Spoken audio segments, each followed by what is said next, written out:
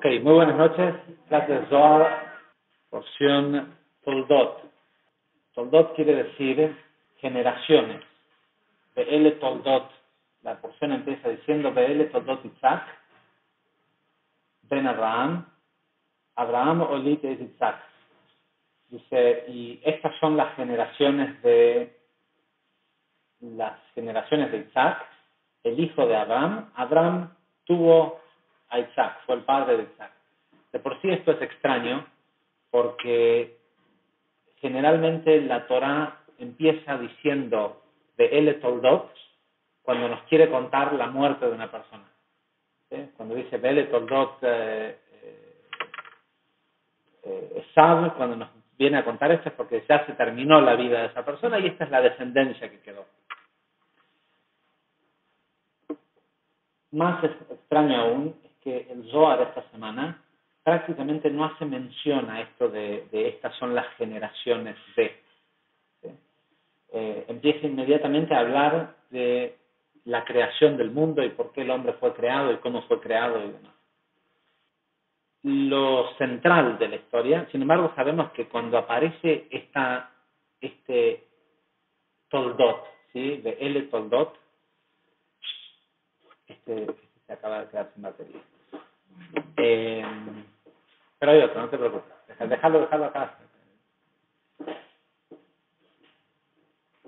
Sabemos que hay una energía especial detrás de esto. De hecho, el primer libro de Kabbalah alguna vez escrito es un libro de 12 letras, ¿sí? Que comprende la totalidad de todo el conocimiento de la Kabbalah, que se llama Sefer Toldot Adam.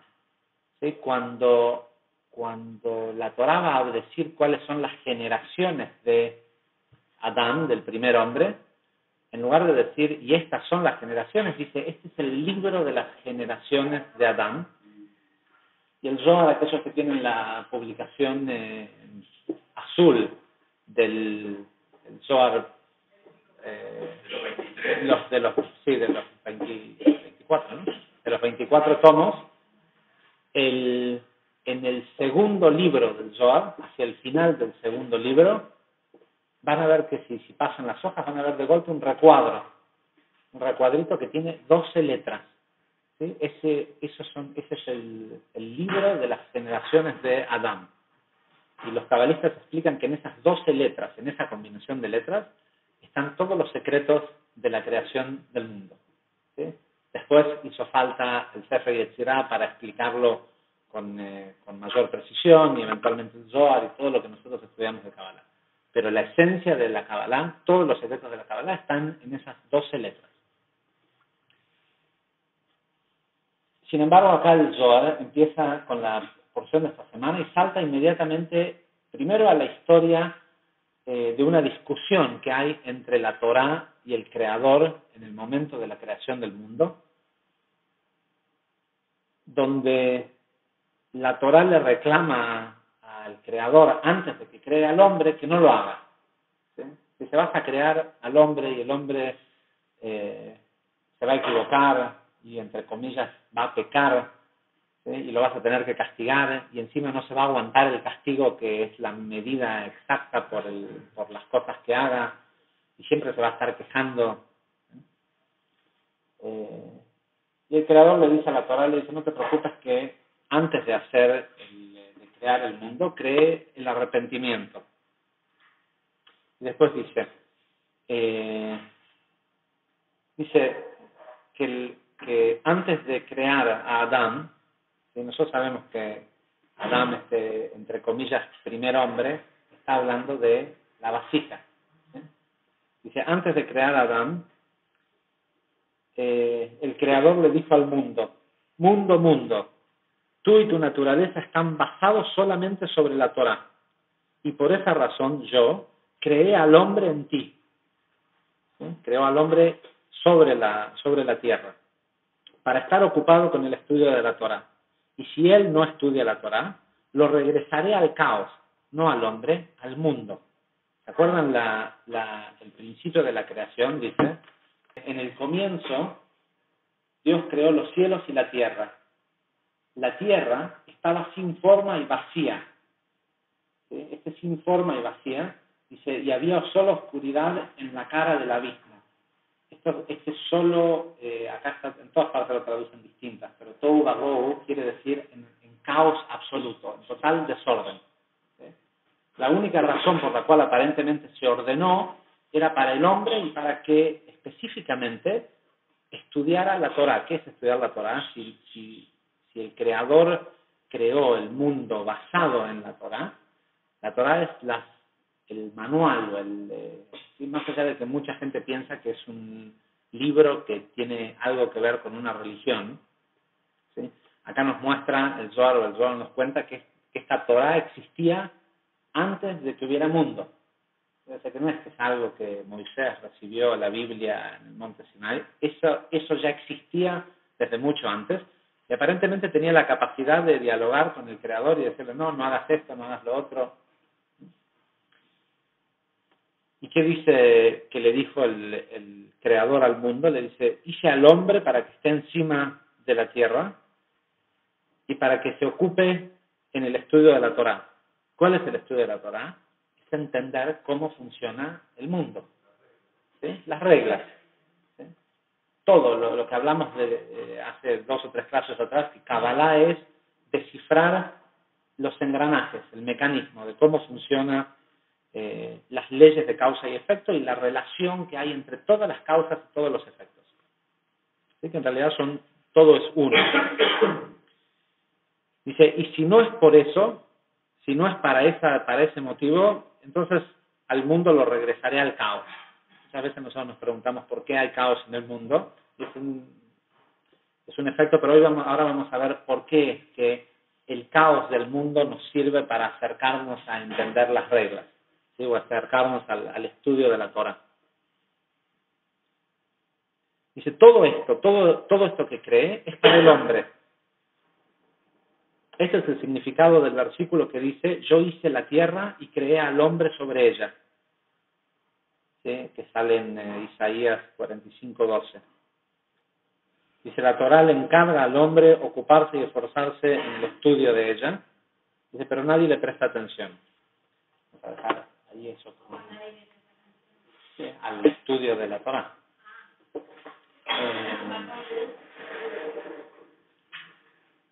Lo que pasa es que durante tanto tiempo nos han dicho que no es eso, sino que es la base de las religiones y bien. La historia en sí de la porción, de la energía que rige la semana, tiene que ver con esta historia de Isaac, que se casa con Rivka cuando es muy chiquita, pasan los años, muchos años, y ella no tiene hijos, es estéril. Y en muy poquito espacio en la Torá dice de que Isaac imploró, ¿sí? Le pidió a Dios poder tener un hijo, y ella quedó embarazada. Sabemos en el Midrash, en distintos comentarios sobre la historia misma, que no es tan simple, ¿sí? Isaac, durante muchísimos años, alrededor de 20 años, no hizo otra cosa más que cavar pozos. Isaac sabía que si él encontraba la vertiente de agua de el pozo de agua que seguía a Miriam en el desierto, ¿sí? Que es la fuente de la fertilidad. Cuando Miriam murió, mientras la gente iba por el desierto después de salir de Egipto, había un pozo de agua que los acompañaba. El pozo se movía para que ellos tengan agua. Y ese pozo existía en el mérito de Miriam, la profeta. Cuando Miriam muere, es donde viene la historia de la piedra, de golpear la piedra para que salga el agua, todo porque el pozo desapareció. De hecho, hoy sabemos o el Ari explicó que ese pozo de agua está en el Kineret, ¿cómo se dice Kineret? el mar de Galilea, ¿sí? Es un lago que está en el norte de Israel. Y dicen que una persona cuando entra al Kineret, si medita, puede hacer que el pozo venga a él. O sea, una persona puede ir y hacer mikveh, por ejemplo, en el Kineret, sobre todo una mujer que no puede concebir, que no puede tener hijos, y si la persona tiene el deseo adecuado, el pozo, el agua que viene y se pone alrededor de la persona es el agua del pozo de Miriam. Isaac sabía que si él encontraba ese pozo, era la fuente de la fertilidad, iba a poder ir más allá de una cosa que se llama mazal, que a lo mejor ahora vamos a explicar qué es. Iba a poder tener, y su esposa iba a quedar embarazada. Durante 20 años hizo este esfuerzo él era un tipo rico, podía pagarle a gente para que hiciera pozos. Él hacía el esfuerzo físico, ¿sí? Porque entendía que el problema era por una falta de mérito. Sin embargo, dice que, y te puedes imaginar que un tipo espiritual y todo esto, todo el tiempo pedía eso. Sin embargo, dice que cuando él pidió por su esposa, imploró a Dios en nombre de su esposa, ella quedó embarazada. Hay un montón de comentarios que hablan de el rezo del uno por el otro, ¿sí? De cuando una persona pide por otra persona en lugar de pedir por sí mismo. Ahora, en primera instancia, nosotros sabemos que pedir no es algo efectivo en cuanto a que si fuera cierto que existe un Dios que es el que tiene lo que yo quiero, pedirle no tiene ningún sentido, porque el Dios que nosotros aprendimos que del Ein Sof, del mundo infinito, constantemente quiere dar y quiere dar todo lo que la persona busca. Entonces, ir a pedirle a alguien que te lo quiere dar, igual no recibirlo, quiere decir que evidentemente no es un tema de pedir. Y seguramente Isaac durante 20 años estuvo cavando pozos, aunque sea por lo menos pedía para poder dejar de cavar, ¿no? Pero cuando pidió por la esposa, quedó embarazada.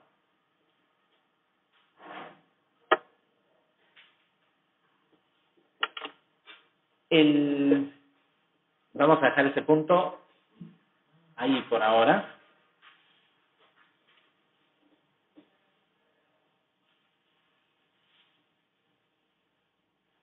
Nosotros hablamos las últimas 2 clases acerca de lo que somos, lo que no somos, y cómo se crea afinidad entre lo que buscamos, ¿sí? y el ¿cómo se dice? El fulfillment, sí, eso que estamos buscando, ¿sí? Sí, o en un determinado área de nuestra vida tenemos una carencia, una falencia, y que estamos buscando llenar eso que nosotros buscamos existe, y no hay, si nosotros tenemos el deseo es porque eso ya existe, si no, no podríamos tener el deseo. Y explicamos la semana pasada que en el proceso de la creación del mundo, que no terminó todavía, que nosotros somos parte activa dentro de lo que es la creación, la esencia de conectar con eso que buscamos tiene que ver con crear afinidad, ¿sí? Entre las 2 cosas más opuestas que hay, que es las únicas 2 cosas que existen en lo espiritual, que es el deseo, ¿sí? El deseo de recibir, y el creador, que es el que tiene todo lo que nosotros buscamos, que es absoluto deseo de dar. Como ya establecimos que en el plano espiritual solo los iguales se atraen, ¿sí? El que nosotros querramos y el deseo de dar que tiene el creador son absolutamente opuestos, ¿sí? Entonces, si nosotros querer algo hace que automáticamente sea opuesto a la esencia de lo que buscamos, con lo cual cada vez, o sea, yo quiero este agua, el agua es la satisfacción. En lo espiritual, si yo lo deseo con toda mi alma, cuanto más lo deseo, más se aleja. ¿sí? No porque alguien no me lo quiera dar, sino porque yo tengo que crear para tenerlo. En lo físico los opuestos se atraen. En lo espiritual, en el mérito, en lo metafísico, ¿sí? Los iguales se atraen. Entonces, mi deseo de recibir ese agua y el agua que me quiere dar, porque hay una inteligencia en el agua de querer dar, son opuestos. ¿Sí? Yo tengo que hacer, y por eso es que existe, dentro de lo que son las reglas del 1% del mundo físico, las leyes herméticas. ¿Sí? Yo, para poder llegar al agua, tengo que hacer todo un esfuerzo de fricción, de pérdida de energía y todo un intercambio de energía para que yo pueda hacer algo tan simple como tomar agua. Cuando, si estuviéramos en el plano 100% metafísico, si yo pudiera simplemente tener afinidad con el agua, no tendría sed. ¿Se entiende cuál es la diferencia entre una cosa y la otra? En el plano físico, mientras estoy metido en mi egocentrismo, para conseguir el agua tengo que caminar, buscarla, ir a comprarla al supermercado, ¿sí? Toda una serie de acciones que tienen que ver con disipar energía a cambio del agua.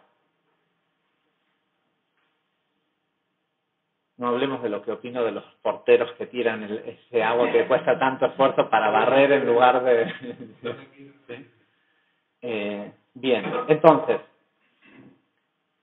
si Rivka quería tener un hijo, que al final terminó teniendo 2 mellizos, el deseo, ¿sí? El querer, de alguna forma, la alejaba de conectar con eso. ¿Cómo es que terminamos en esta situación en donde el marido pide por ella y ella recibe como ella no quería también? ¿Cómo es esto, no? ¿Cómo funciona la mecánica de que cuanto más queremos algo pareciera que se aleja? Y en el momento que, ¿cuándo lo recibís? Sí, y cuando lo tenés, ¿qué pasa? Ya no te importa tanto si ya no es tan importante haberlo recibido o no. ¿Sí?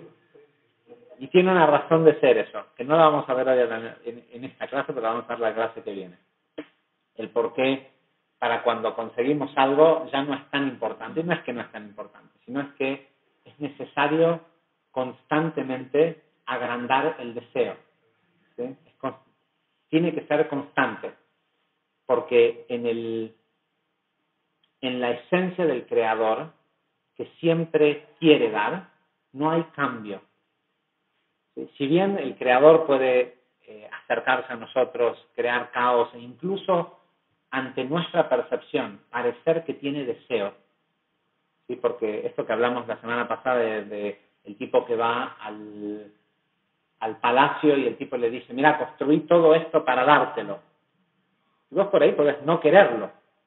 ¿Sí?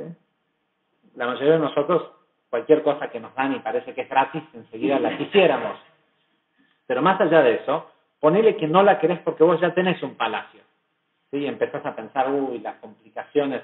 Pero ves que esa persona hizo todo ese esfuerzo y lo recibís para complacer a la persona. ¿Sí? Ahí cambió el por qué yo estoy recibiendo. Me importa ya tener, si lo estoy recibiendo por el otro, ¿me importa realmente tener un palacio más o un palacio menos? ¿Sí? A nosotros nos pasa que de repente no nos importa tanto si es el segundo palacio. ¿Sí? El primero nos importa mucho, porque no tenemos. Venimos desde un lugar de carencia.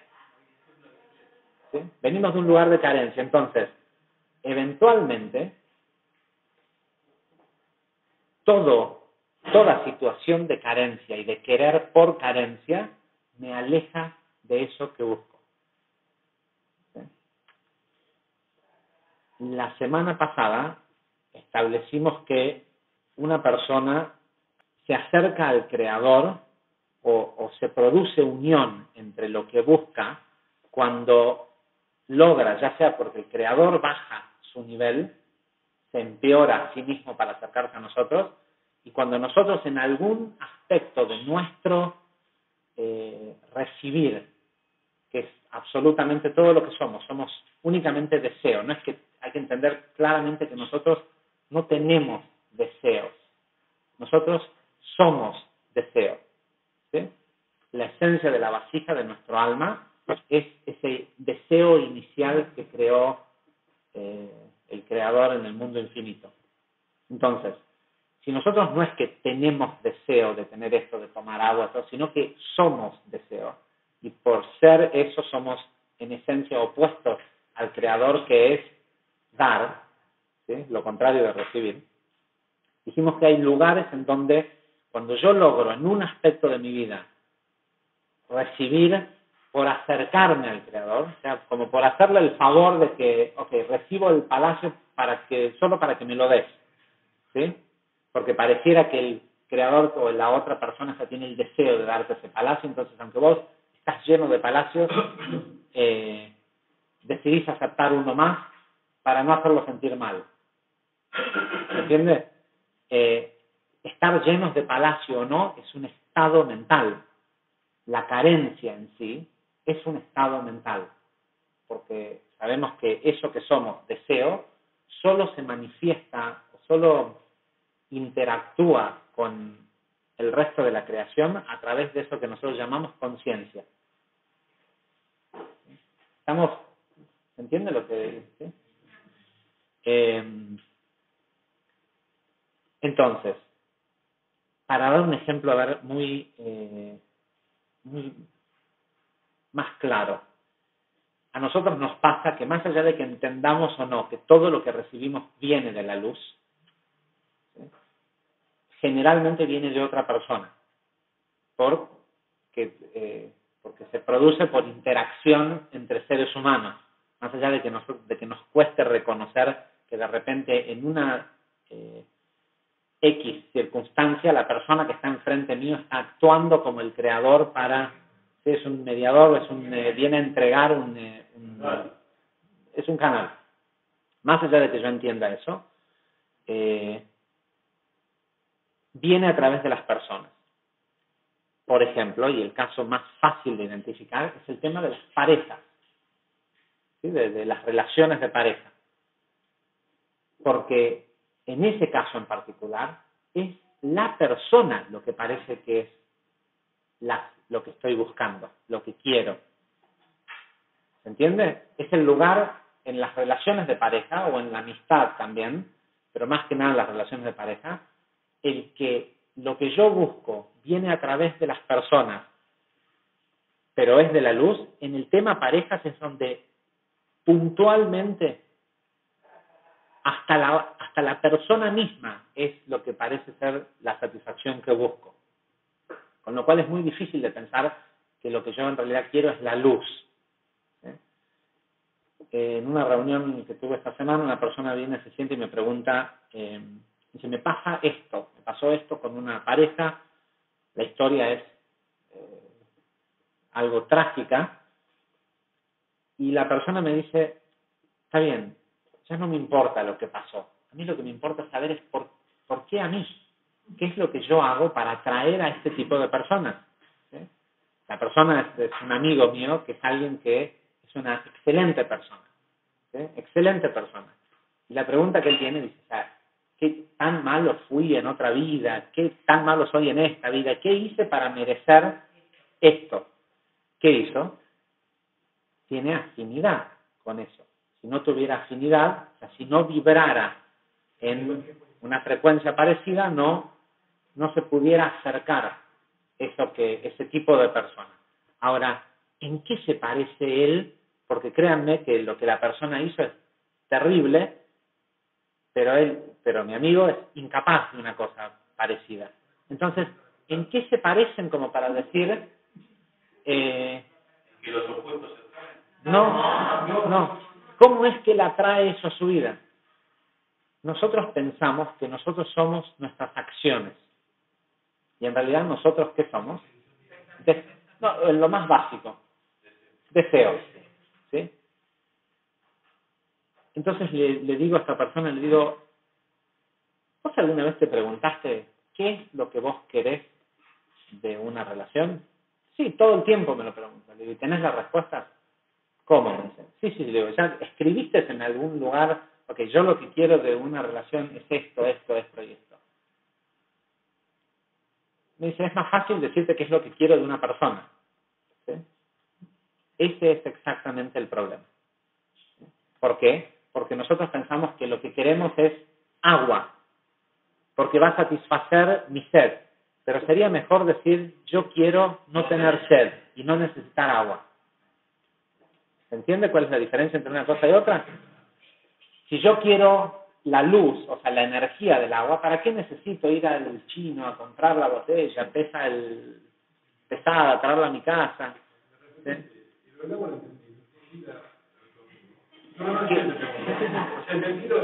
¿Qué? No, busca una persona. Claro, entonces la pregunta es, lo que él busca es una persona para llenar el espacio de tener una relación de pareja. ¿Sí? Ahora, ¿y qué encuentra? No, ¿qué encuentra? Encuentra una persona que quiere ¿qué? Una persona para llenar una situación de pareja, sea para tener sexo, para salir a cenar, para lo que sea, pero ninguno de los dos está buscando el beneficio de una relación de pareja en donde lo que quieren es algo juntos. ¿Cuál es la única forma de que incluso si por ahí estas dos personas no son tan compatibles, pero puedan ser felices juntos? Es que los dos quieran lo mismo. No es que uno se quiera al otro, porque si yo lo que busco es querer una persona y él me quiere a mí, que es lo que vos me querés, si yo te quiero. Ay, nos queremos. ¿Sí? Tremendo. ¿Sí? Tremendo. ¿Sí? Nos queremos. ¿Qué quiere decir nos queremos? Lo único que me importa es sacarte tu energía. ¿Sí? Y a vos lo único que te importa es sacarme mi energía. ¿Sí? Porque yo lo que quiero es lo que vos tenés. Y vos querés lo mismo y en un momento se acaba. Físico. Ahora, las dos personas pueden ser sumamente físicas en su manera de relacionarse el uno con el otro, pero si lo que los une es algo que quieren en común, inmediatamente crean afinidad. ¿Sí? En lugar de ser dos opuestos, yo quiero eso que vos tenés y vos querés esto que yo tengo, ¿sí? Por eso es que funciona así. A ver, hombre-mujer, es más gráfico, funciona exactamente, yo quiero esto que vos tenés, ¿sí? ¿Por qué? Porque son absolutamente opuestos. ¿Sí? ¿Pueden dos absolutamente opuestos ser felices? ¿Opuestos? No, pueden estar unidos, pueden ser espiritualmente, dos absolutamente opuestos.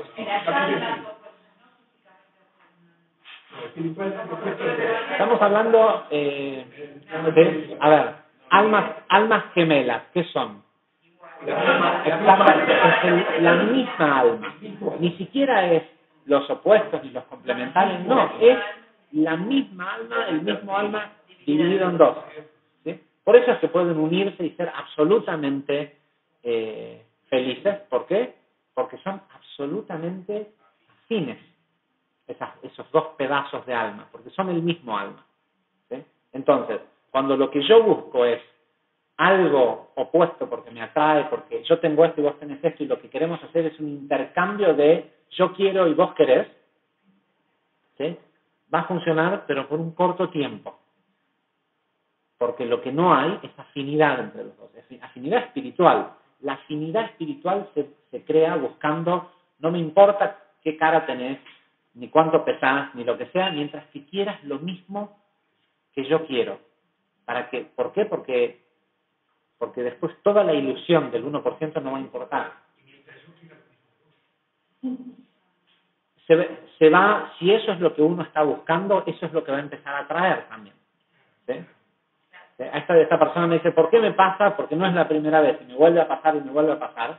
¿Por qué? Porque estás buscando justamente dos cosas que no se pueden unir.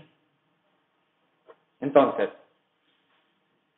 las clipot, ¿qué buscaba Isaac?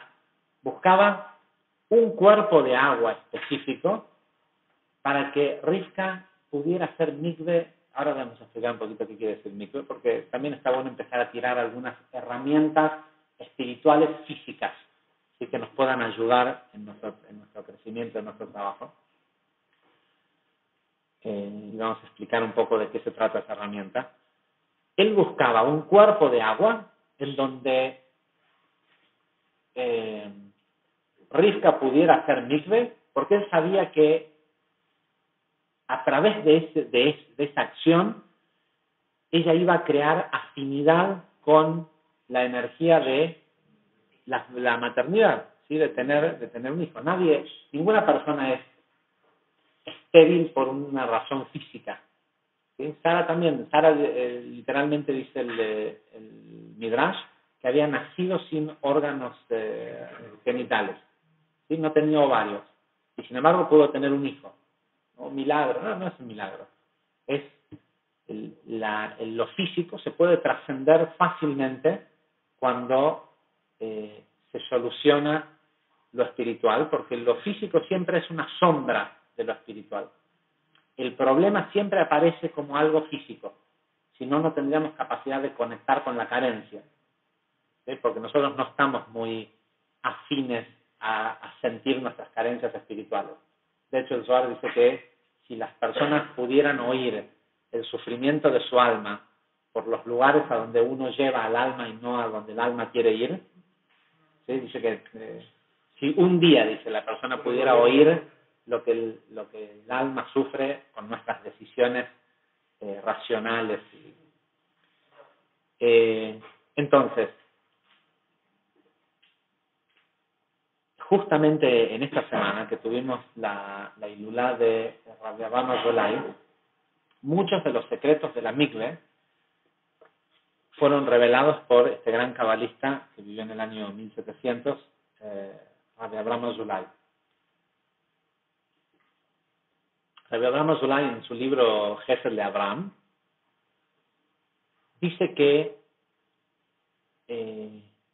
la redención personal de una persona, de su caos, de las cosas del caos al que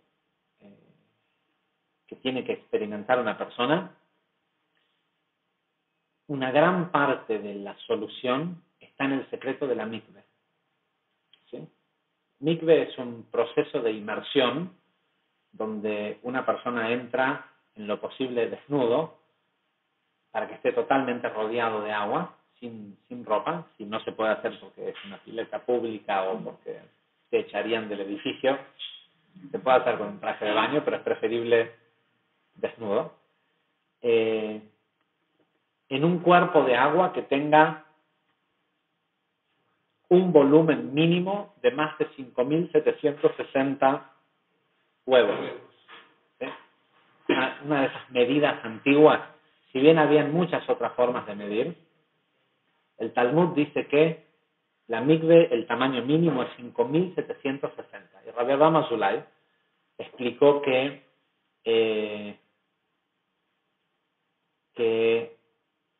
el número 5.760, que en el calendario hebreo corresponde a es un año que comenzó en el 11 de septiembre de 1999, el año 2000, corresponde a ese año en el calendario hebreo.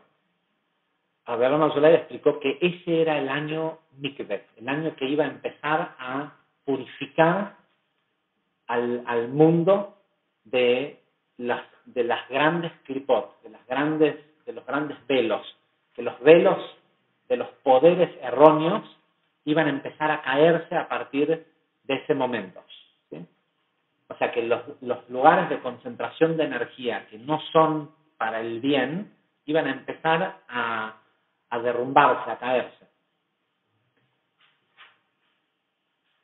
Y por cierto, Rabbi Abraham Azulay dijo que era un proceso que iba a empezar en el año, lo que corresponde al año 2000, y que iba a terminar este año, en el 2011, que a partir del 2012 iba a empezar una nueva era de una nueva configuración energética en el mundo. Además, 760, ¿sí? Hay un gran cabalista que falleció no hace mucho tiempo, Rabbi Yitzhak Kaduri, falleció hace 2 o 3 años, a los 107 años, 108 años, una cosa así. 103, pues es muy grande. Y además, Rabbi Yitzhak Kaduri explicó que 760 es el valor numérico del nombre de la persona que va a traer la redención final, que es el personaje que se conoce como Mesías. 760 es el valor numérico del nombre Yoshua, ¿sí? Que también equivale al nombre Jesús en español. Uno de los secretos que Rabbi Abraham Azulay da es que dice que cuando una persona entra en la mikve, cuando una persona entra al agua y queda debajo del agua, todas las clipot, la negatividad que la persona tiene acumulada y todas las causas y efectos, todo lo que viene persiguiendo a esa persona, ¿sí? Su mecanismo de sus engranajes y de sus leyes propias de causa y efecto, todo eso queda en suspensión porque todo ese sistema lo maneja la fuerza del oponente. Y el oponente no tiene permiso a entrar en el agua, ¿sí? Debajo del agua, porque hay una pequeña frase en la que muchos la pasan por alto, porque total, no creemos en que Dios creó el mundo en 7 días y todo eso, aunque realmente, seguramente no fue así, pero la forma en cómo está escrita es para darnos ciertos indicios muy puntuales. Dice que y la tierra estaba toda desordenada. Dice, Berruach Elohim. ¿Dónde está la traducción de esto? Bueno, acá dice y el viento, pero Ruach, que quiere decir viento, también puede querer decir espíritu. Dice, y el espíritu de Dios se movía al Pnei Amaim, en la superficie del agua. Cuando un cuerpo de agua tiene más de ese volumen, ¿sí? Hay una energía que separa, porque el agua es uno de los elementos cuasi metafísicos, ¿sí? No es ni 100% físico ni 100% espiritual, por decirlo de alguna forma, es un puente. En la superficie de un cuerpo de agua de más de esa cantidad de huevos, ¿sí? Se mueve el espíritu, un nivel de alma, un nivel del espíritu del creador. Con lo cual, el otro sistema no tiene dominio. Cuando la persona entra y se sumerge, se desconecta de todo el sistema de las leyes de causa y efecto del caos que lo viene persiguiendo. Pero Rabbi Abraham Azulay dice, citando a Lari, que la persona tiene que fijarse de que cuando sale del agua no agarre otra vez todas esas cosas y se las ponga encima. ¿Qué quiere decir no agarre todas y se las ponga encima? Que cuando salga del agua ya no tenga afinidad, tiene que ser una persona distinta al salir del agua. Entonces, tenemos una serie de meditaciones que hacemos cuando hacemos mikveh, pero muchas veces salimos y vamos a hacer lo mismo que veníamos haciendo. Ahora, uno puede decir, bueno, para que yo pueda demostrar que soy una persona distinta, me tienen que dejar o esperar a que haga acciones. ¿Cómo puede ser que y la clipada, toda esa negatividad, me está esperando en la orilla de la pileta? ¿Sí? ¿Qué tengo? ¿Un segundo para demostrar que no soy el mismo, para que ya no me encuentre? Sabemos que esas negatividades que venían pegadas a la persona, ahora si lo vemos desde un plano metafísico, corresponden a un nivel de vibración. Toda negatividad tiene una frecuencia de vibración. Si la persona logra salir de ese agua en una vibración distinta, ya no tiene afinidad con esas cosas. Ahora, ¿Cómo me aseguro de haber cambiado? Nosotros estamos tan acostumbrados a este mundo de hacia, al mundo de las acciones, que esperamos, alguien te dice, no, pero cambié, créeme, perdóname. ¿Y qué le decimos? Demostrámelo. ¿Sí? Demostrámelo con acciones. Ni una cosa ni la otra es la respuesta. Ni pensar que cambié, ni demostrar con acciones es cambiar. ¿Sí? Porque las acciones no es lo que yo soy. ¿Qué soy? Deseo. La esencia es somos deseo. Entonces, ¿qué es lo único que yo puedo cambiar y que no nos hubieran dado esta herramienta de la mikve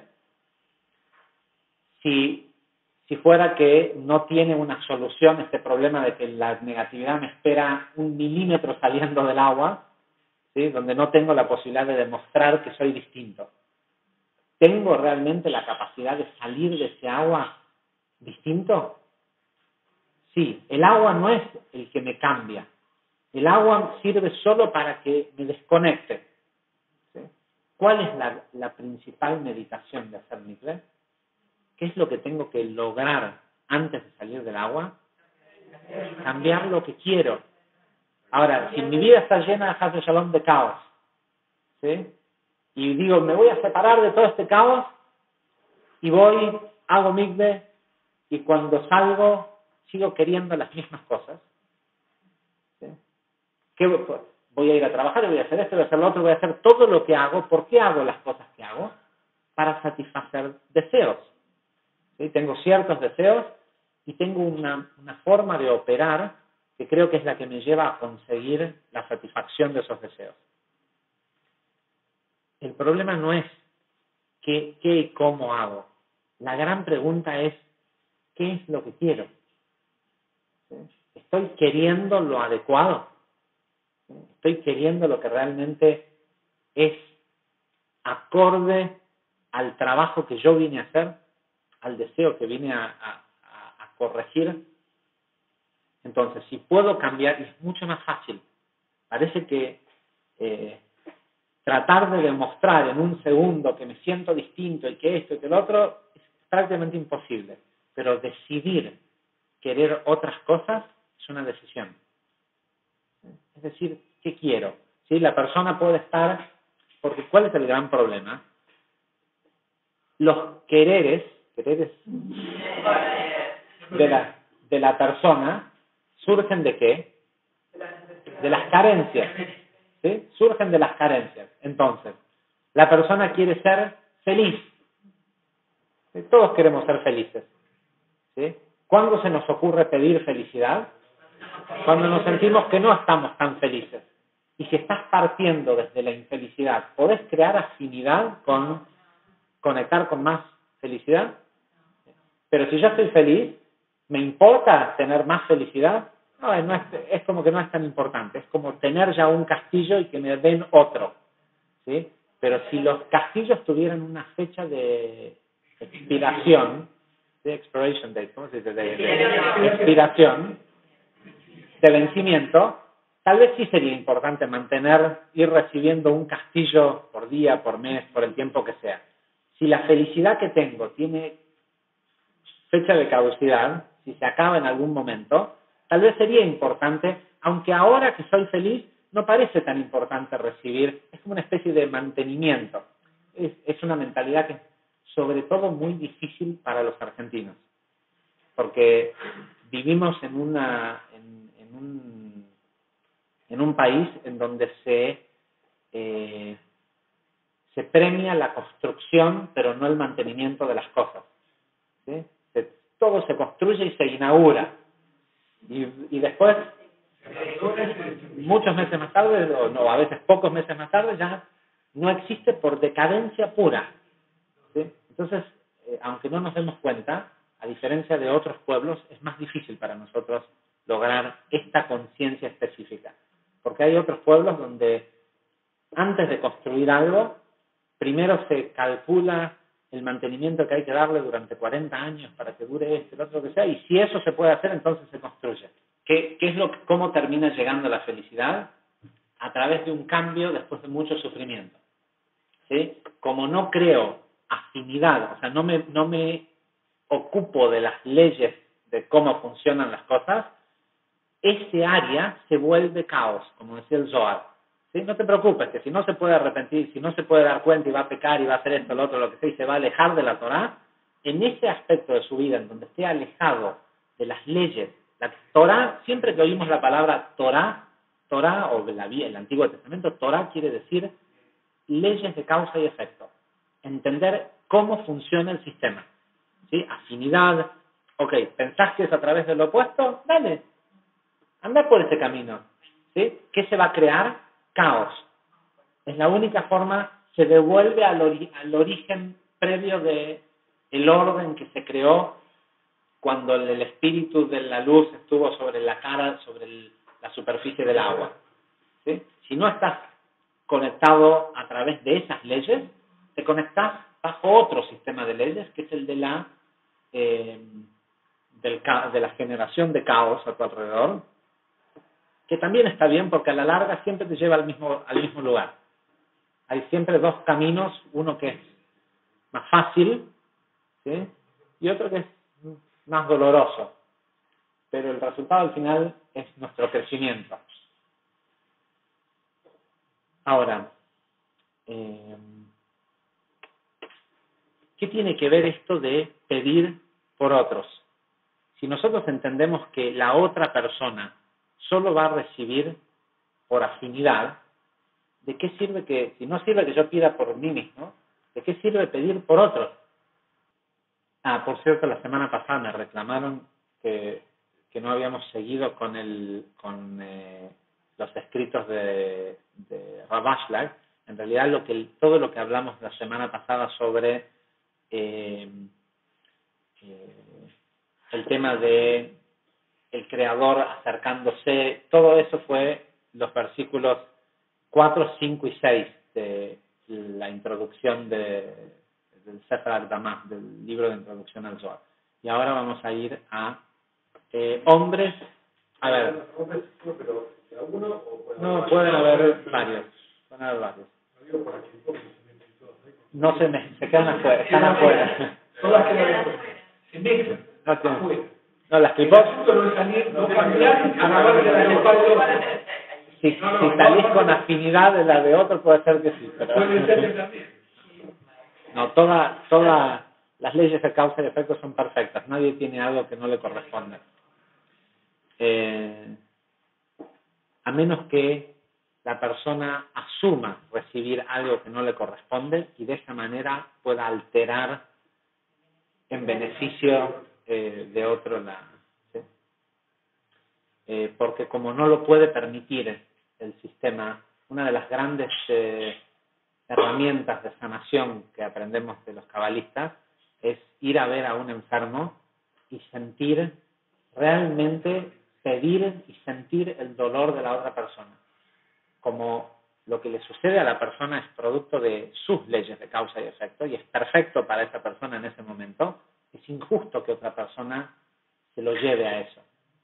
Y como esta persona lo está haciendo en forma voluntaria, no es que es un efecto que le cayó, y eso no puede ser permitido en el sistema, la forma en cómo el sistema subsana eso es quitándole el dolor al enfermo. ¿Sí? Para que la persona diga, mira, se mejoró, y dice el Zohar que 60 personas que van a ver a un enfermo con esa conciencia lo pueden curar de la enfermedad que sea. ¿Sí? No le curan la causa, pero le dan, digamos, un tiempo de misericordia para que la persona pueda cambiar. ¿Sí? Vamos a ver ahora. Sí.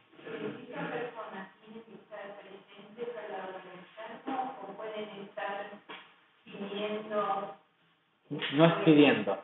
Pedir no sirve para el enfermo. Es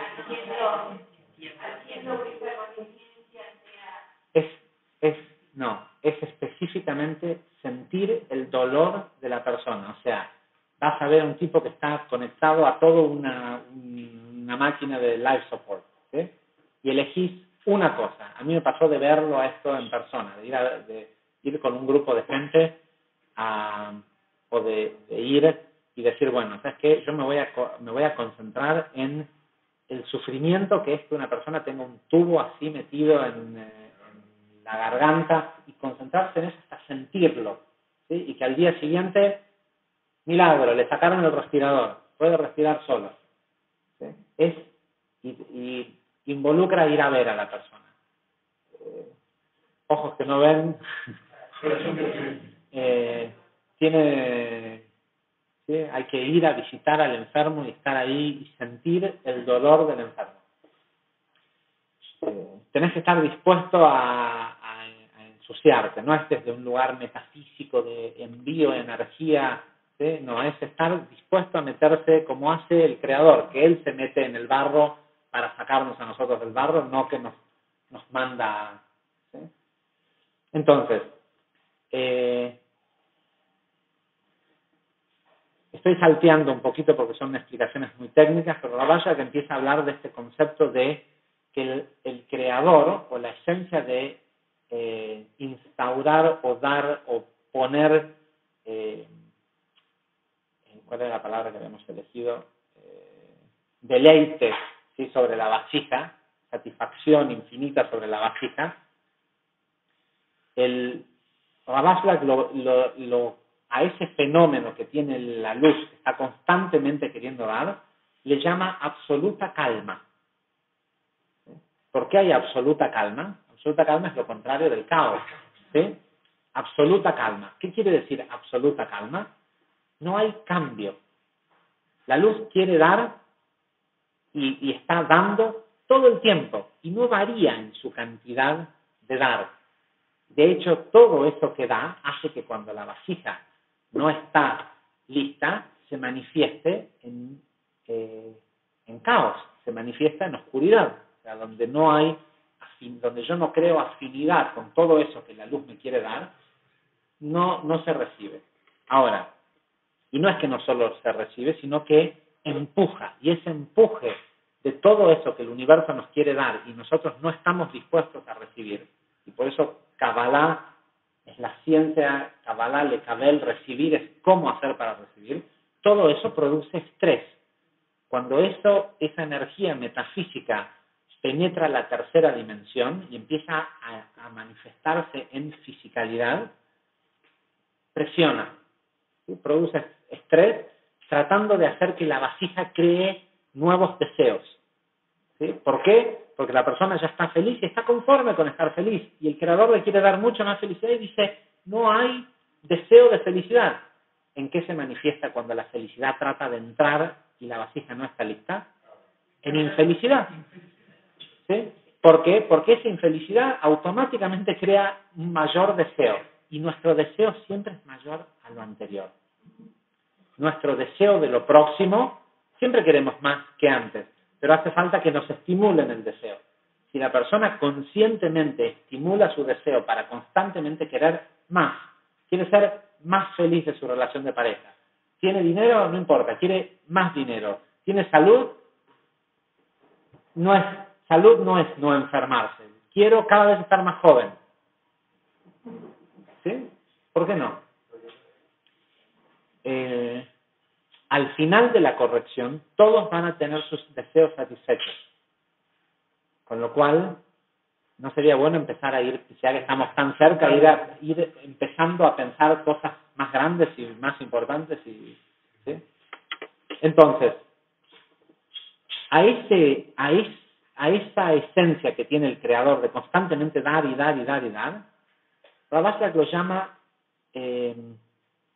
tranquilidad absoluta, calma absoluta. ¿Por qué? Porque no hay cambio.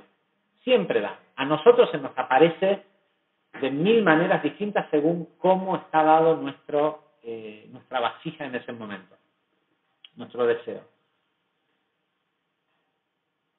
Dice, y por ende, como eso ocurre en el 99%, por eso es que no hay movimiento. Por eso es que el movimiento, ¿sí? Espacio, tiempo y movimiento no existen en el 99%. Porque lo que es siempre. ¿Sí? Al no haber diferencia, no se da este fenómeno del el tiempo, el espacio y el movimiento. Dice, perdón,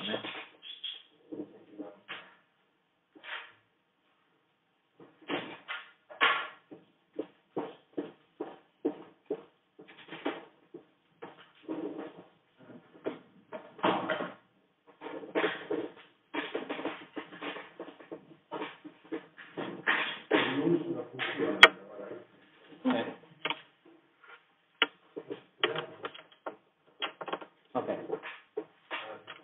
Entonces, dice, la pregunta que hace Rabasha, que es,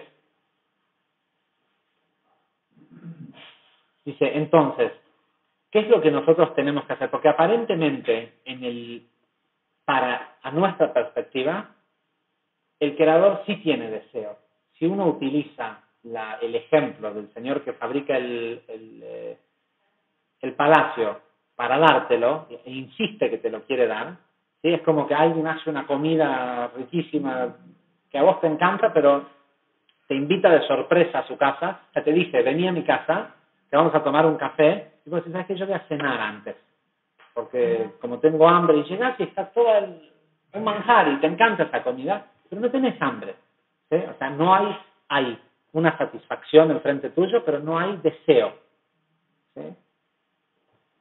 Pero vos podés, porque la persona hizo todo un esfuerzo para dar, podés comer, aunque no tengas ganas, solo para compartir con la otra persona, satisfacer a la otra persona.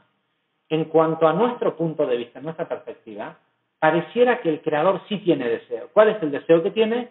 De darnos a nosotros. ¿Sí? Y evidentemente lo hace, nos guste o no nos guste. Si nosotros estamos listos para recibir, se manifiesta como satisfacción, si no, se manifiesta como agrandar nuestro deseo a través del caos, creándonos el deseo de, primero, eliminar ese caos, ¿sí? Y ya que estamos, crear más de lo que tenía antes.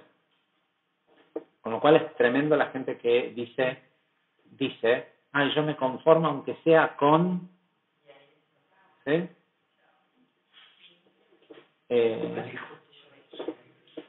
Entonces,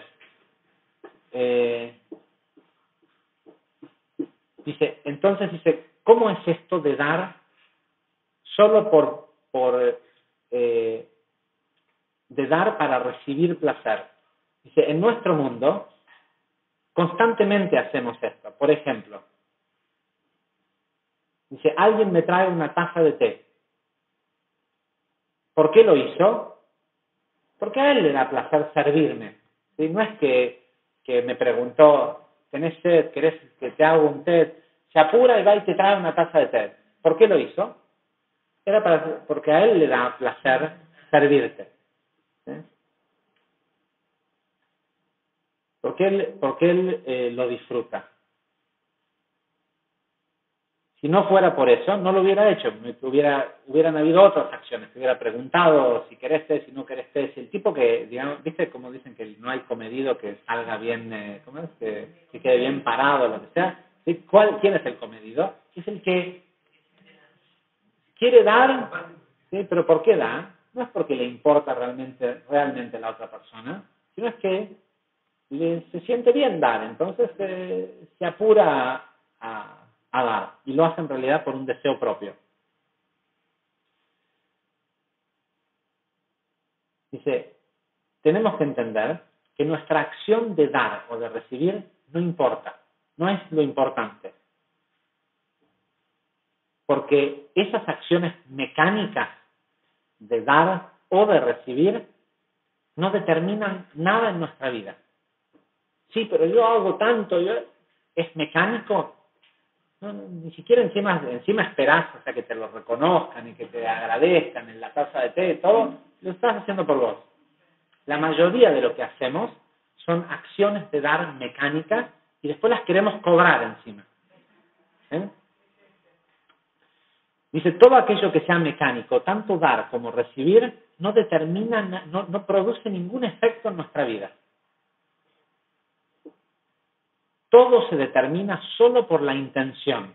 Dice, hay 4 tipos de combinaciones de intenciones y acciones. Es muy importante esto. Número 1, recibir, la recepción por el hecho de recibir, ¿sí? Que nosotros lo conocemos como deseo de recibir para sí mismo, ¿sí? Recibo porque quiero, ¿sí? Recibir por recibir. Dar por recibir, ¿sí? Hago algo pero quiero algo a cambio. Por lo menos hago algo que a mí me da satisfacción y quiero que me lo reconozcas. Por lo menos que me lo reconozcas. Si encima me das algo a cambio, mejor, ¿sí? Dar por recibir. Dar por dar, ¿sí? Doy por dar, no quiero nada a cambio. ¿Sí? A pesar de que no me estoy fijando si la persona realmente lo quiere, pero ya es otro nivel porque no quiero nada a cambio. ¿Sí? Recibir para dar. No es recibir esto para dárselo a otro, es que el recibir sea mi manera de dar. No tengo hambre, ¿sí? No tengo hambre. Pero vos hiciste toda esa comida y todo eso, bueno, yo voy a recibir esa comida, ¿sí? Para que vos tengas la satisfacción. Ese es mi dar, ¿sí? El que yo reciba. Ok. Las primeras 2 combinaciones, ¿sí? Combinaciones de acción e intención, existen solo en este mundo, ¿sí? Recibir por recibir, ¿sí? Y dar para recibir algo a cambio, solo existen en este mundo. Hay una sección que viene bastante después, pero cuando Rav Ashlag habla de este mundo, se refiere a un código que se llama Olam Hazeh, este mundo. Este mundo es algo que ni siquiera existe en el mundo de Asia, en el mundo de las acciones. Porque Rav Ashlag dice que para que algo sea parte del mundo de las acciones, de los 4 niveles, ¿sí? Que corresponden a Yud-Kei Vav-Kei, sea el mundo de la emanación, el mundo de la creación, el mundo de la formación y el mundo de las acciones, requiere de intención espiritual, ¿sí? Todas las otras acciones que nosotros hacemos que no tienen detrás una intención son un aspecto de Olam Hazeh. Es lo que hay, ¿sí? Es este mundo, lo físico, físico, físico.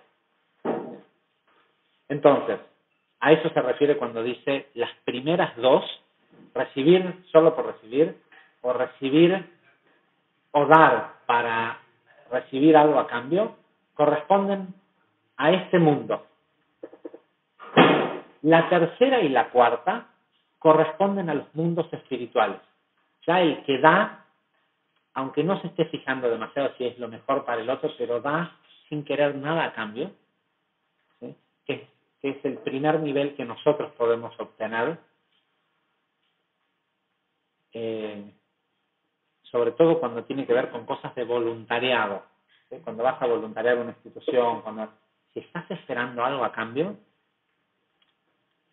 es una ley cósmica que, o sea, incluso si estás esperando que por lo menos te lo reconozcan, es genial si después te lo reconocen, pero si vos lo estás esperando, la acción que estás haciendo no afecta, ¿sí? No determina nada en tu vida ni en la vida de los que pensás que estás ayudando. No podés ayudar en qué sé yo, vas a darle de comer a los pobres en un shelter, ¿cómo se dice? En un refugio, en un comedor, y pensás que estás haciendo algo. Si estás esperando algo a cambio, estás poniendo comida en un plato, pero no estás eliminando el hambre. ¿Sí? No estás haciendo nada que cambie o mejore a este mundo. Estás haciendo la acción de poner comida en un plato y dársela a una persona. No estás ni ayudando a la persona, ni cambiando algo en el mundo, nada. ¿Sí? Si estás esperando algo a cambio. ¿Por qué? Porque para salir de la existencia de Olam Hazeh, este mundo, que es el mundo del caos, ¿sí? Y entrar en los mundos espirituales, tenés que por lo menos estar en la conciencia, en el nivel de conciencia de doy sin esperar nada a cambio. aunque a lo mejor no es lo mejor para esta persona que yo le dé de comer. Tal vez espiritualmente, si esa persona hubiera tenido hambre un día más, le hacía el gran cambio en su cabeza que lo sacaba de esa situación. Pero más allá de la corrección de esa persona, mi acción, para que acepte, la tengo que despegar de este mundo físico. ¿Sí? Si no, está pegada al mundo del caos. Y, en contra. ¿Sí? En el momento del que lo estás haciendo, aunque sea, por eso de ahí viene el voluntariado incómodo. ¿Por qué el voluntariado incómodo tiene más efecto?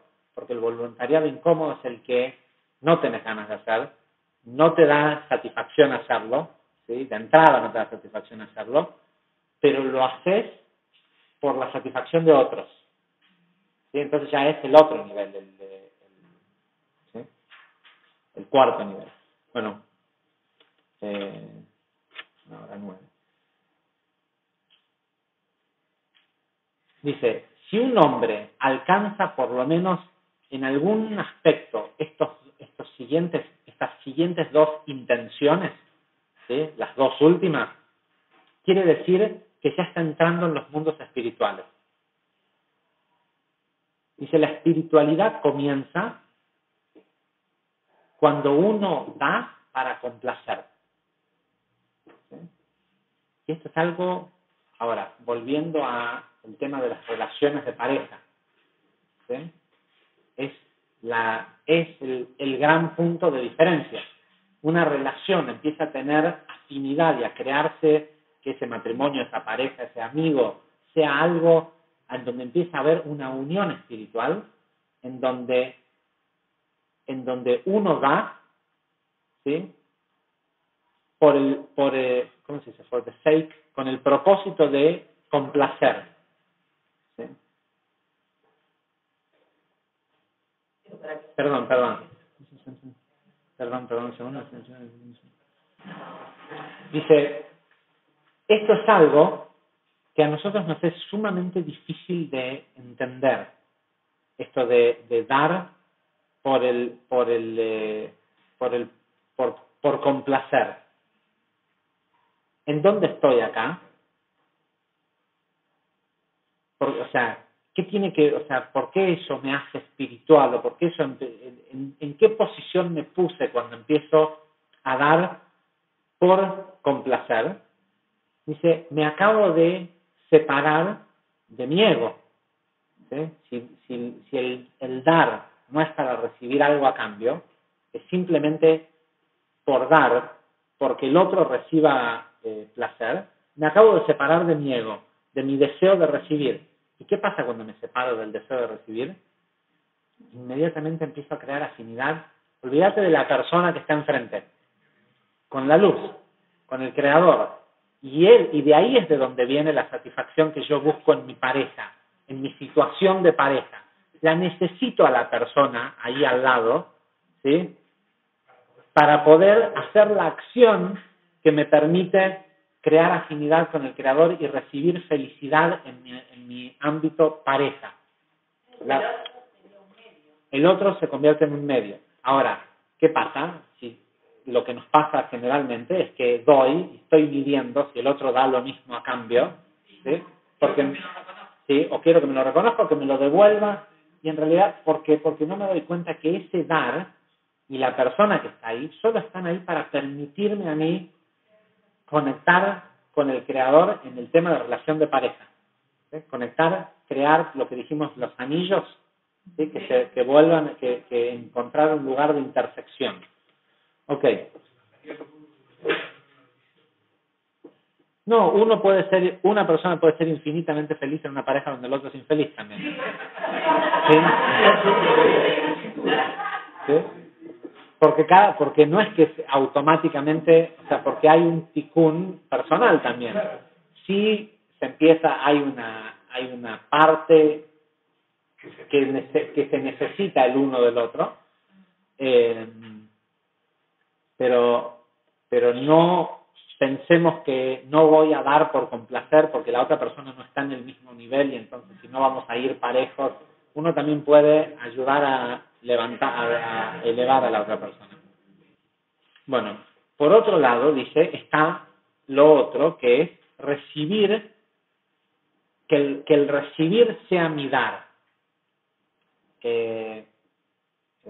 La otra persona piensa que te va a encantar que te dé un masaje y de repente te está haciendo doler con el masaje, ¿sí? Y vos podés decirle a la persona que te está haciendo doler o no, ¿sí? Y podés hasta experimentar algo que por ahí no es tan placentero, pero estás recibiendo algo, ¿sí? Porque te das cuenta que la otra persona siente que está dando y necesita un receptor. Entonces tu recibir se acaba de convertir en tu dar, ¿entiendes?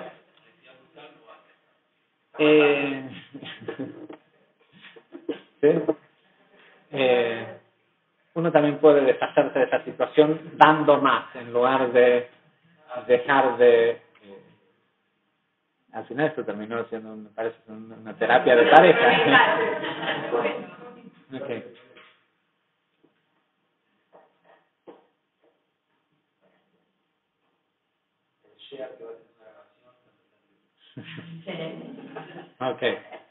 Okay, acá entra Ravashlag entra ya en un tema técnico de a qué corresponden estos dos niveles de los que mencionamos anteriormente. Dice que los dos corresponden al nivel espiritual de Galgata, ¿sí? Que son Ad y Sag, Ain Bet, ¿sí? 72, Jochma, y Sag, que es Binah. Si Sam es Gimel, sí que es Binah. Y empieza a hablar de cómo en el comienzo, al principio, ya la unión de Jochma y Binah, luz y vasija, ya habían creado ese primer encuentro entre la luz y la vasija y le había la satisfacción absoluta. Sin embargo, dice que se creó el Tzimtzum, la primera restricción, y acá es la primera vez donde Ravashlag habla sobre el concepto de restricción. ¿Sí? Y dice lo siguiente, más allá de la explicación técnica de las Sefirot y los mundos y todo lo demás, que algún día cuando estudiemos Talmud de Sefirot lo estudiaremos en más detalle.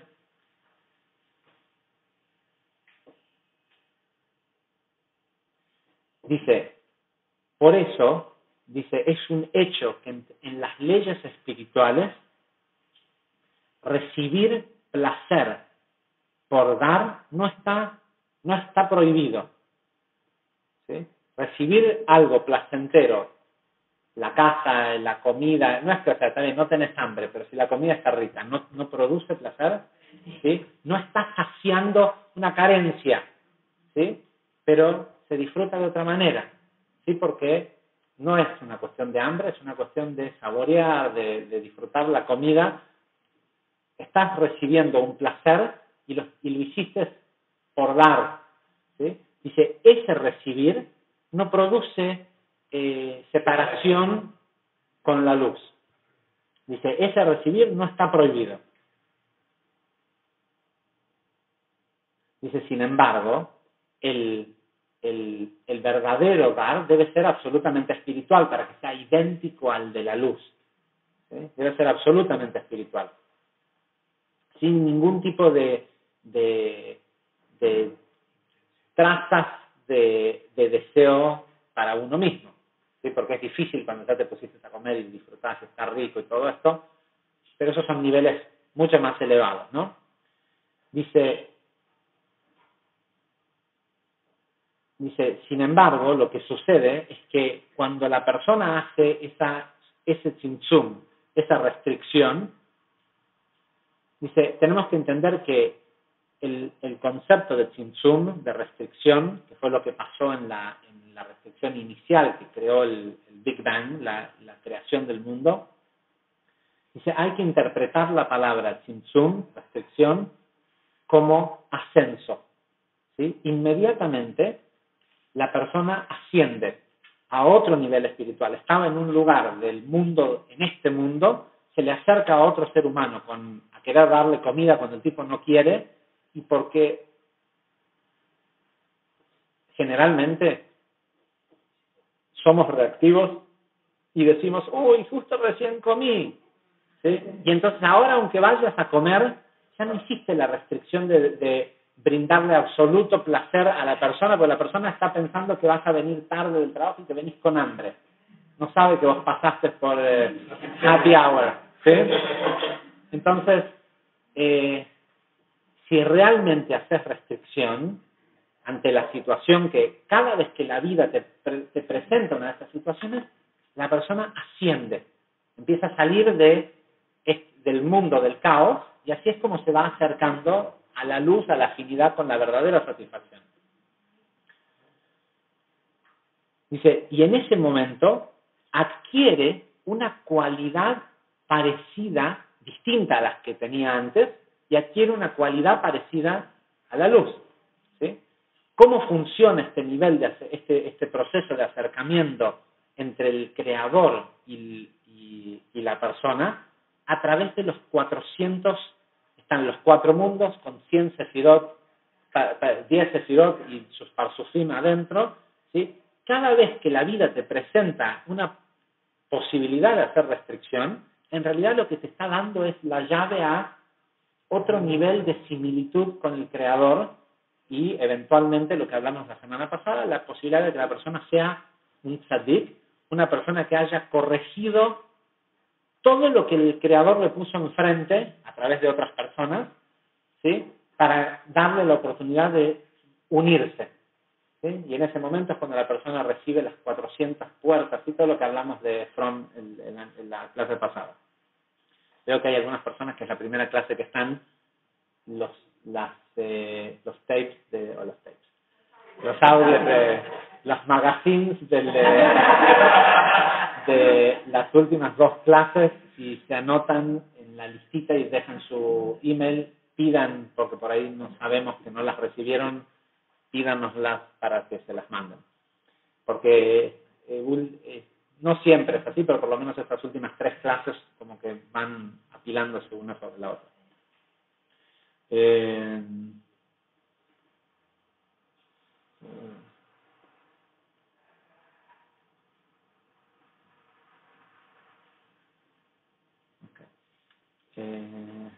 Después hablo sobre el General Simpson. Ok. Dice, movimiento. El movimiento es definido. A ver, y eso que nosotros hicimos al hacer restricción y ascender es el único tipo de movimiento que es real, dice Rabashla. Cualquier otro movimiento, sí, pero no, disculpame porque estoy corriendo. No estás corriendo, estás en el exacto mismo lugar. Si no estás haciendo restricción, tu cuerpo puede parecer que está corriendo a solucionar, a hacer esto, a hacer lo otro, a buscar el taller que me fabrica, el señor que me presta que me financia la compra, el cliente que me compra la ropa, lo que sea que parece que estoy haciendo, en realidad estoy absolutamente quieto. ¿Sí? Moverse en el plano del 99% en lo espiritual es buscar en la relación con el tallerista, con el de la financiera y con este y con el otro, buscar las situaciones en donde puedo hacer restricción, ¿sí? Porque si se da que para que yo pueda progresar en lo económico requiero del banquero, de este, del otro y todas estas personas, es porque con ellos existe la posibilidad de movimiento, de crecer. ¿Sí? ¿Cómo crezco? Cuidando las oportunidades que tengo para dar, ¿sí? O para recibir, o sea, para dar, ya sea recibiendo o dando sin interés o recibiendo. Por eso se me presentan esos escenarios en el mundo de Olam Hazé, del mundo estático, ¿sí? Porque el mundo de Olam Hazé es un mundo estático. donde lo único que hay es caos. ¿Sí? Ahora yo puedo estarlo viendo, como dijimos hace un par de clases, desde la planta baja, desde el subsuelo o desde el piso 20. ¿Sí? Entonces, Ravashbek dice lo siguiente, dice, movimiento es definido como cambio del deseo. ¿Sí? Y acá viene la respuesta a Isaac y la mikve y todo esto. ¿Qué es? ¿Qué quiere decir moverse espiritualmente? Es ir cambiando el deseo.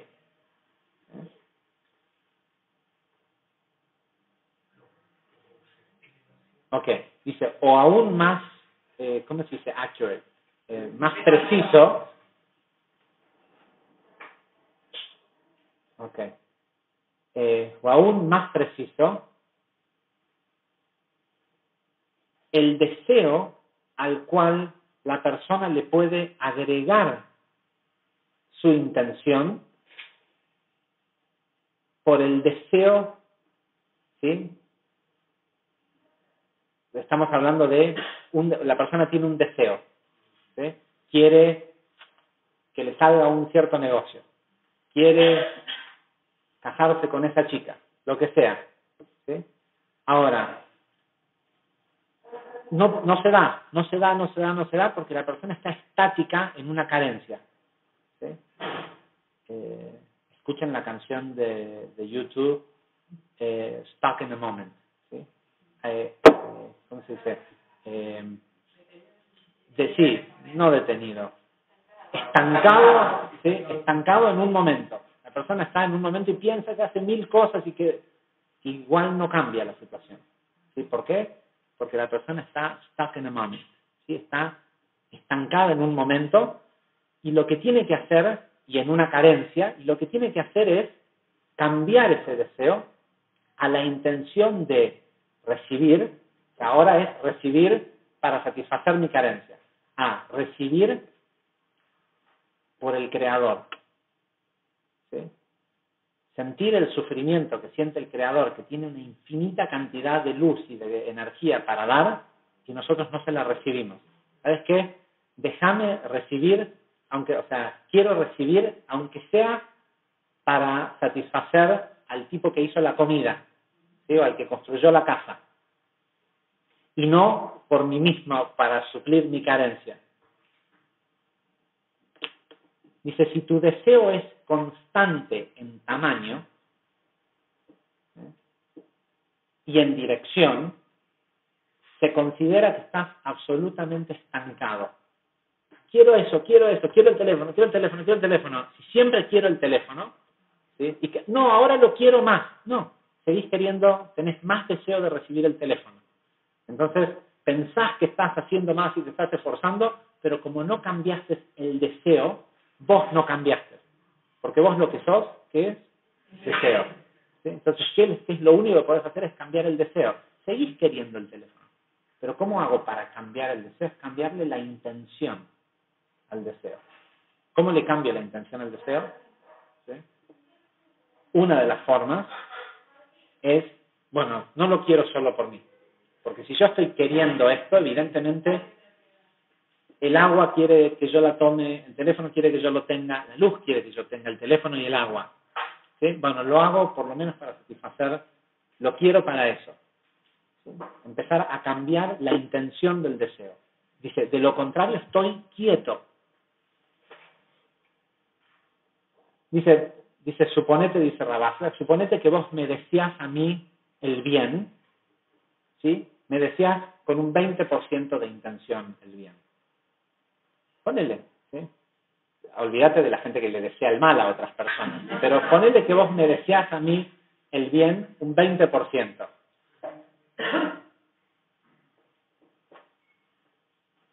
Dice, y si mantenés ese 20% de deseo, me tenés ahí en un lugarcito, de cada vez que te acordás de mí, te deseo que te vaya bien, ¿sí? Y si seguís manteniendo la misma cantidad de deseo porque me vaya bien, porque me conoces poco, o porque no estás seguro si soy tan buena persona, lo que sea, estás quieto. ¿Sí? y no estás pudiendo acercarte a la luz.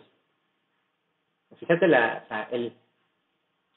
conozco a una persona X, el que lo conozco, mi deseo de que a él le vaya bien y que cada vez sea mayor mi deseo de que a él le vaya bien, a mí me acerca a la luz. ¿Sí? ¿A él lo puede acercar a la luz? No, eso es un tema que es el ticún de él. Cuando Isaac dijo, pará, yo quiero tener hijos, pero mi mujer también quiere tener hijos. Yo vivo pensando en que tengo que tener una descendencia, en que si no, el linaje de mi padre no va a continuar y estoy haciendo todo este esfuerzo de hacer, el Zohar dice que esto de que suplicó, ¿sí? Que Isaac, les prometo que los dejo ir en 5 minutos. El Zohar dice que esto, como está escrito, que dice que Isaac imploró en nombre de su mujer,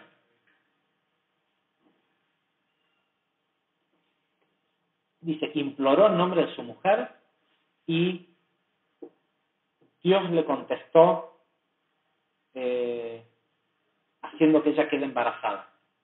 ¿Por qué no dice simplemente y ella quedó embarazada? ¿Qué quiere decir? Y Dios le contestó. ¿Sí? Primero que nada que dice que la palabra imploró, la palabra que utiliza,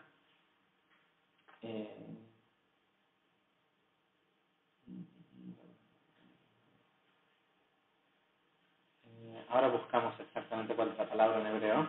Esta palabra imploró denota que él hizo un sacrificio por ella. ¿Sí? El Zohar dice que él hizo una ofrenda, que hizo una ofrenda que se queman, de incienso. ¿Sí? Dice que él hizo un fuego y que el Creador también hizo otro fuego. Metafóricamente, él hizo y más adelante, varios capítulos más adelante lo vuelve a explicar, y dice que siempre que una persona hace un esfuerzo, requiere del mismo esfuerzo de arriba hacia abajo. Y cuando sabemos que nuestro esfuerzo es genuino y recibimos recompensa, cuando logramos encender de arriba hacia abajo un fuego igual que el de abajo se enciende hacia arriba. Y eso se hace solo con la intención, es esto mismo de lo que estamos hablando.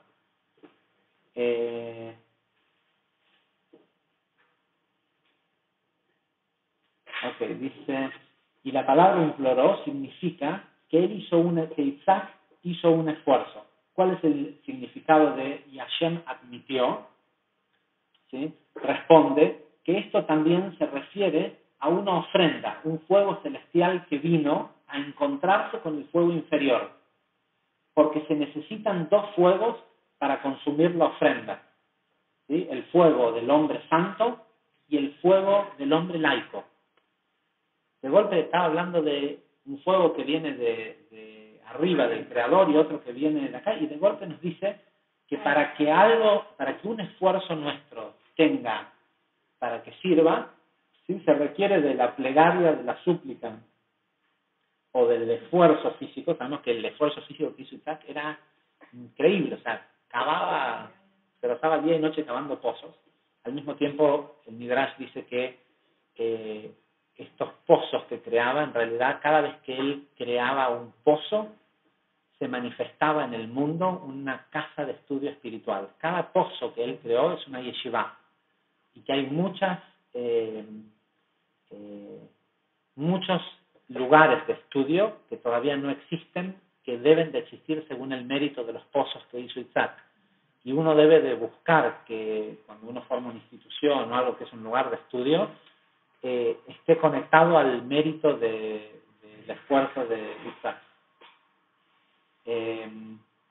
Entonces, dice, pero acá de golpe dice, hace falta el fuego del hombre santo, ¿sí? Del tzadik, y el fuego del hombre laico, con lo cual no importa cuál es mi nivel espiritual, si yo no estoy buscando que alguien de más abajo se acerque a ese nivel, no funciona. ¿sí? Siempre tenemos la responsabilidad por el que está más abajo. En todo tenemos responsabilidad del que está más infeliz, más pobre, menos espiritual. ¿Sí? No podemos nosotros, ¿por qué? Porque la vasija, claro, la vasija es una sola. Y hasta que toda la vasija no esté corregida, no llegamos al Gemara Tikkun. Entonces, ¿de qué sirve que yo avance espiritualmente si no lo comparto con otra gente más abajo para que ellos también suban?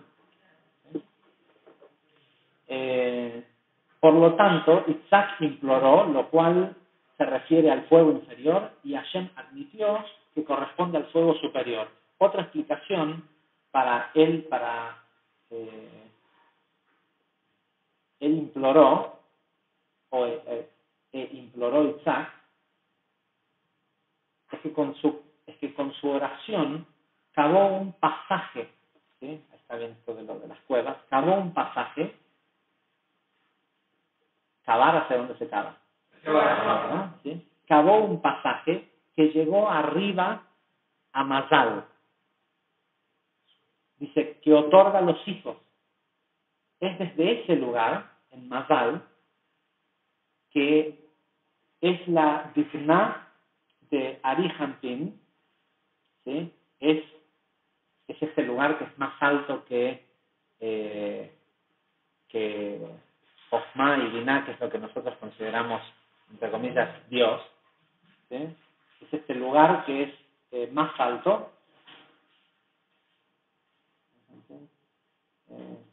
que es el lugar que da nacimiento a los hijos, o que es el lugar de donde dar nacimiento a los hijos depende, como está escrito, y ella lloró a Hashem. Esto habla de Rivka, también arriba. Dice también arriba, ¿sí? Por encima de Hashem. Que es de Rampin, arriba de Hashem. ¿Sí? Arriba de Hashem se refiere a Dikna de Rampin, que es un nivel que aparentemente es más alto de esto que nosotros comprendemos como Dios. ¿Sí? Y ese lugar es llamado Mazal. Mazal es lo que se conoce como suerte, ¿sí? Pero suerte no es, quiere decir estar en el lugar indicado en el momento preciso. Dice entonces Hashem admitió, no debe pronunciarse como Vayater, imploró, sino Vayijater, cavó. Porque el Santísimo bendito sea. Porque dice, porque el Santo bendito sea, y ahora está hablando de este que le llamamos Dios, dice, despejó el camino y aceptó la oración, entonces Rivka, su esposa, concibió.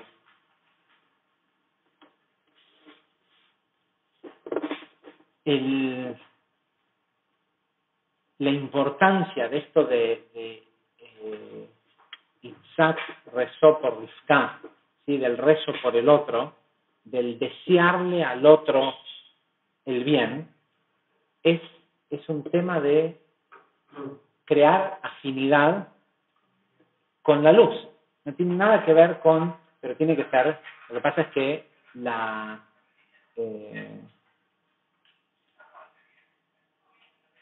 lo que pasa es que la luz no mide acciones, mide conciencia y deseo. ¿Sí? Es lo que mide. Entonces yo no puedo fingirle a la luz y tratar de crear infinidad diciendo, le deseo lo mejor. ¿Sí? El trabajo de realmente desearle lo mejor, sobre todo a aquellas personas que, a ver, si tienes una persona que te estafó, ¿sí? ¿Qué sería lo mejor que le puede pasar a esa persona? No, ¿qué es lo mejor? Que cambie, no, ese es nuestro deseo de revancha. Ese deseo de revancha, ¿sí? Nos separa de la luz. La luz no quiere darle a esa persona un castigo. La luz, ¿qué es lo que dijo que hizo? ¿Cómo hizo el mundo? Lo hizo con arrepentimiento para que la persona pueda arrepentirse y no tenga que sufrir un castigo que no puede soportar. Pero yo, ¿qué deseo? Que reciba de su propia medicina para que aprenda. No, lo mejor que le puede pasar a esa persona es darse cuenta, crecer espiritualmente y cambiar. Si yo lo que deseo para él es que sufra lo mismo para que aprenda, no estoy deseándole lo mejor. Estoy deseándole lo peor que se me ocurre dentro de hacerme creer a mí mismo que soy espiritual y quiero que las leyes de causa y efecto se encarguen de encauzarlo por su bien. ¿Sí? Estoy creando opuesto a la luz. La luz no quiere que la persona sufra ser estafada. La luz quiere lo mejor para él. Y yo tengo que querer lo mejor. ¿Por qué? Porque es lo mejor para mí. Muchísimas gracias.